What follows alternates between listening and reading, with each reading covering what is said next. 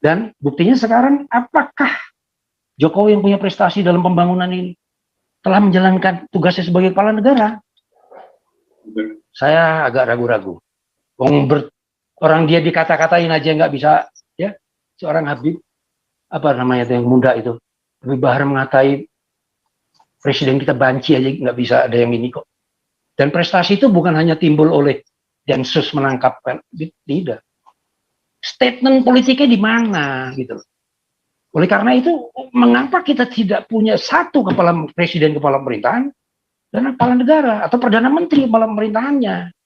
Itu baru tegas. Dan kepala negara harus yang berwawasan Pancasila. Nggak boleh ada yang dari keagamaan.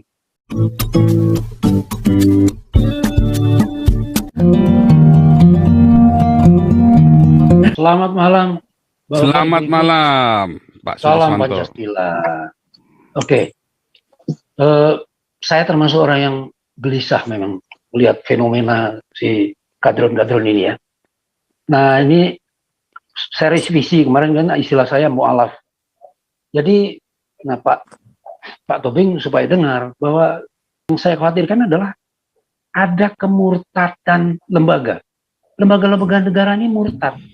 Selain alat-alat negara, selain personel-personel negara, pegawai-pegawai negara nih.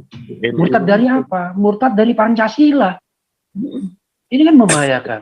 Murtad dari Pancasila berpihak kepada golongan yang mengutamakan identitas. Gitu ya. Dan ini di lembaga-lembaga negara loh, Pak. Ya. Dan ini perlu dikhawatirkan, jangan sampai kita menunggu 20-30%.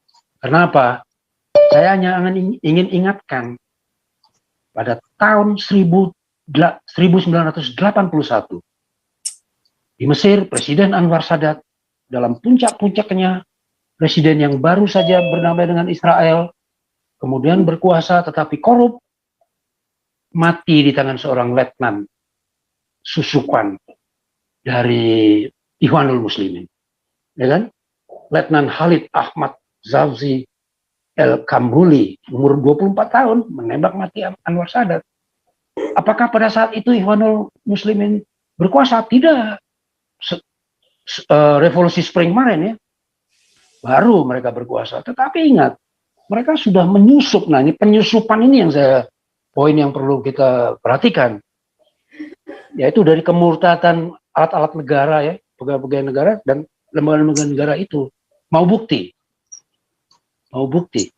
Polri bukan hanya prajurit yang kesusupan. Irjen. Coba. Ini kan bukti di mana kita dalam keadaan yang sangat parah. Belum lagi ditambah dihukum, kita nggak pernah tegas sih sebetulnya, bahwa setiap orang yang hidup di dalam kebangsaan Indonesia, bernegara dan berbangsa itu sebetulnya nggak perlu ada hukum-hukum lain, hukum-hukum identitas seperti syariah. Itu udah bodoh sekali kita. Nah, itu mungkin di zaman SBY memang diberi ruang ya, jadi di ujung awalnya di situ sebetulnya. Kenapa? Kan kita harus bilang dong, orang yang hidup di negara dan bangsa Indonesia, dia harus sadar itu harus ada undang-undang yang mengatur interrelasi manusia. Jangan campurkan dengan agama. Tetapi sekarang udah blendre. Ini kalau orang Jawa bilang blendre. Ya, kemana-mana nyebar penyakit. Ada bank syariah, ada ekonomi syariah. Bahkan di Depok pernah ada satu percobaan ekonomi syariah yang bayar dengan dinar. Untung ketahuan dia ngobek. Coba kalau tidak, Depok udah jadi negara bagian Riau. Pak Suris, ya. Itu Pak Maruf Amin sudah mendeklarasikan masyarakat syariah Indonesia loh. Siapa itu? Ada masyarakat syariah Indonesia.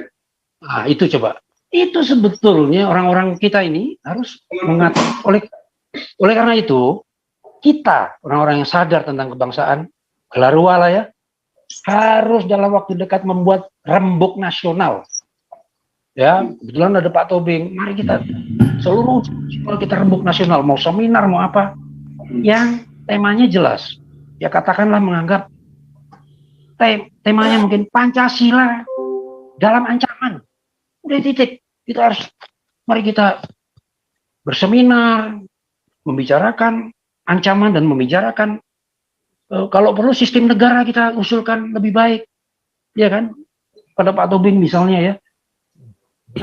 Misalnya tadi tentang Wankamnas, Lembaga Dewan Keamanan Nasional dan Undang-Undang Keamanan Nasional, ya, dan membicarakan lagi peran TNI sebagai satu alat negara dan satu alat pemerintahan pasti kan. Tapi alat negara mungkin diberi kekuasaan sedikit. Jangan sampai Wankamnas kemudian polisi yang berperan lagi, habis kita, ya kan? Dan ada satu lagi yang mungkin Pak Tobing mungkin kita nanti bisa berpikir adalah sistem kenegaraan kita ini mulai rusak, ini harus dirombak. Misalnya, sekarang ini sistem presidensial, tetapi kenyataannya presidensial kuasi parlementer. Parlementer juga ikut berkuasa. Buktinya dia ada fit and proper test Panglima TNI, itu kan nggak boleh.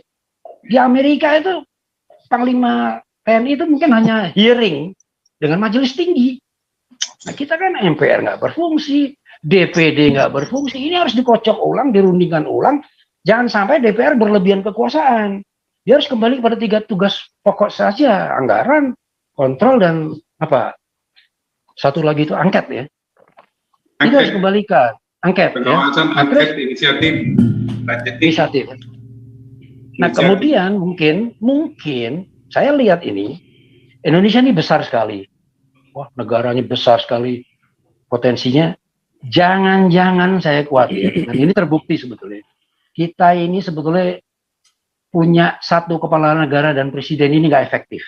Saya bisa membuktikan. Ketika ada krisis di 30 SPKI, Bung Karno nggak bisa memecahkan masalah karena satu, dia kepala negara dan kepala pemerintahan. Pak Harto apakah kita bisa mampu? Pak Harto kepala negara dan kepala pemerintahan. Dan buktinya sekarang, apakah Jokowi yang punya prestasi dalam pembangunan ini telah menjalankan tugasnya sebagai kepala negara? Saya agak ragu-ragu.